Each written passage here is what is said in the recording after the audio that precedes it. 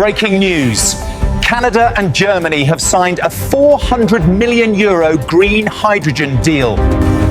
The agreement positions Canada as a major clean energy supplier to Europe thrice and effectively locks the United States out of Europe's green hydrogen market. Countries like Germany, Canada, partnership with the European Union can provide stability and prosperity. €400 million just quietly rewired Europe's energy future. 2 governments, 1 agreement, and not a single American signature anywhere on the page. €200 million from Germany, €200 million from Canada. A legally approved framework that locks in long-term clean energy supply, reshapes Atlantic trade routes, and sidelines the United States from the fastest-growing segment of Europe's energy market. No negotiations with Washington, no U.S. technology required, no American approval needed. This isn't a proposal. It's already authorized. The European Commission signed off.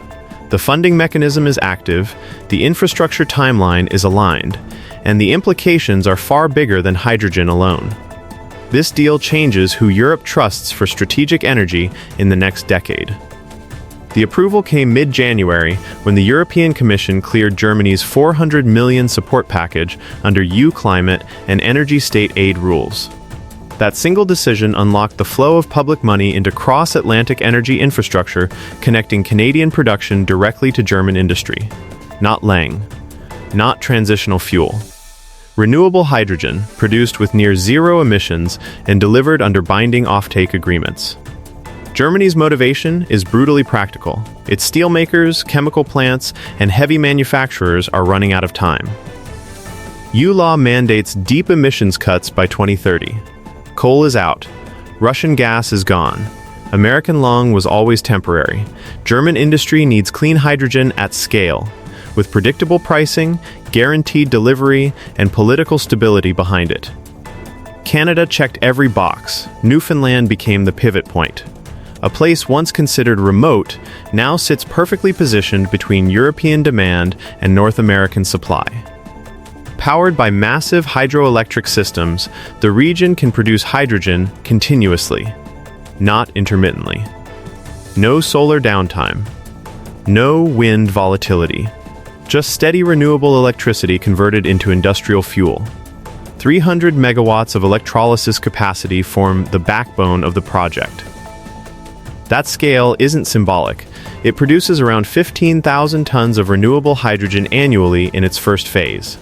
Converted to ammonia for shipping, loaded onto chemical tankers, crossed straight across the Atlantic, and reconverted at German ports built specifically for this supply. This isn't a test run, it's industrial planning with buyers already waiting. German steelmakers are already redesigning blast furnaces around hydrogen-based reduction. Chemical giants are replacing natural gas feedstocks. Refineries, fertilizer plants, specialty manufacturers, all preparing for a fuel shift that EU law requires, not encourages. They can't wait for politics to stabilize in Washington. They need certainty now. That certainty is exactly what this deal provides. The funding mechanism Germany designed doesn't guess prices or pick favorites.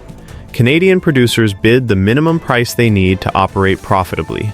German buyers bid what they can pay. The government covers the gap. Transparent, competitive, legally compliant, and critically insulated from U.S. political swings. Every requirement matters. The hydrogen must be genuinely renewable, electricity must come from new generation, not diverted supply. Production must align hour by hour with clean power. Geography matters. Life cycle emissions are audited.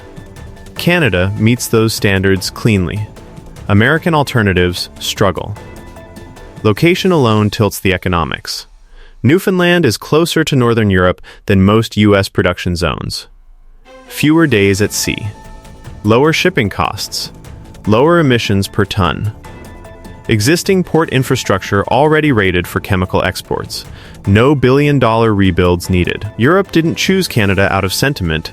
It chose Canada because the math worked. And once the math works, politics follow. Germany isn't building contingency infrastructure, it's building primary import terminals designed around Canadian supply.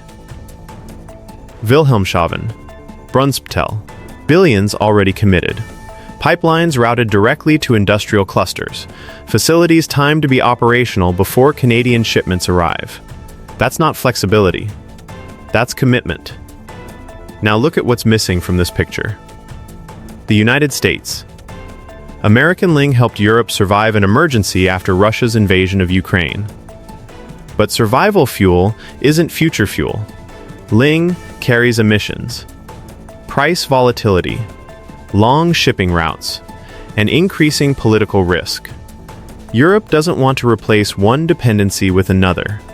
Trump's posture toward allies only accelerated that calculation. Tariff threats, annexation rhetoric, trade pressure, climate policy reversals. Every move made European planners ask the same question: can we afford to build our energy future on something this unstable?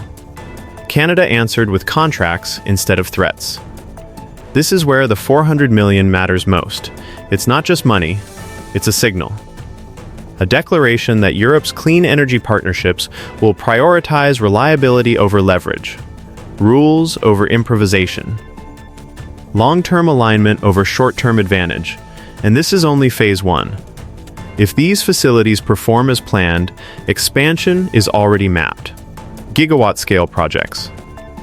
Additional terminals.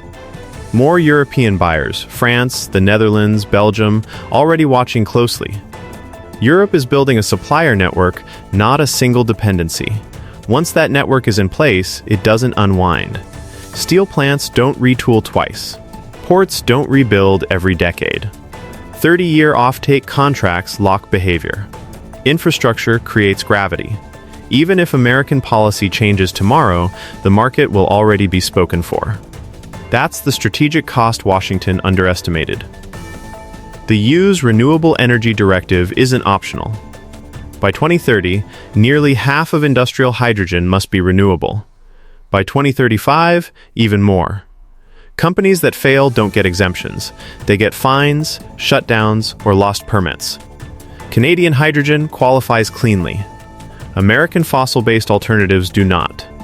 So German firms sign with Canada, not because they dislike the US, but because the law leaves them no choice. Meanwhile, Newfoundland gains something it's waited decades for: industrial diversification, high-skill jobs, long-term export revenue, an energy transition that replaces declining offshore oil with future-proof production. Workers don't leave, they retrain. The economy stabilizes.